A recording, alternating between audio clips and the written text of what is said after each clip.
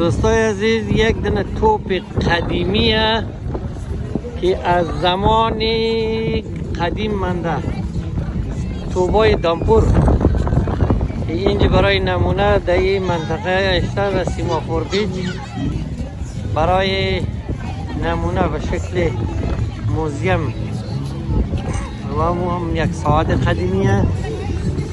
اینی هم برادر امروز خنده بازی بازاره. خلاصه که مردم هم اینجا دیگه جمع و جوشه دیگه. تشرف خدا رستی ها. اینا رو امروز بلدشم دیگه یک ویدیو بگیرم و این ویدیو رو بلدشم اپلود کنم دیگه. بخیر دیگه می لایک سابسکرایب شیر یادشم نره. و تازه شروع بدید چینل یوتیوب را بخوایم یوتیوبر شدیم. اوکال با خدا امکان داره که تمام یوتیوبر شدیم یک روز. همونطور نیا غریزم؟ ها؟ این توب قدیمی مال 200 سال پیشه.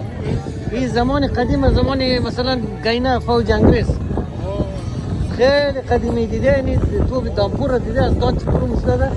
بعد از این که قدی کبریت میبرید و دیگه فایر مستده.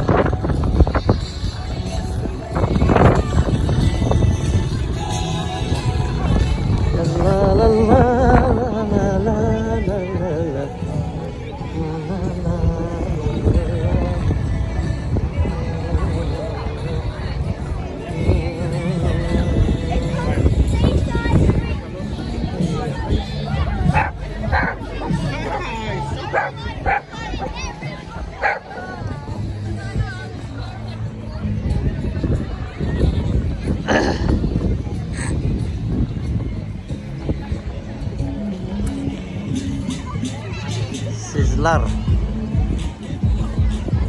اینم شهر بازیه که مردم ها اینجا تیکیت منه و سوره میشه و برادر خمگم اینجای منه.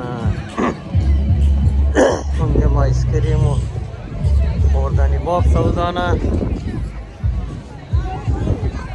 دیگه. عریضه کنم خدمت شما که اینجا مرتکه گرسته و دوربین کتر نصب بده فیلم برداری نه.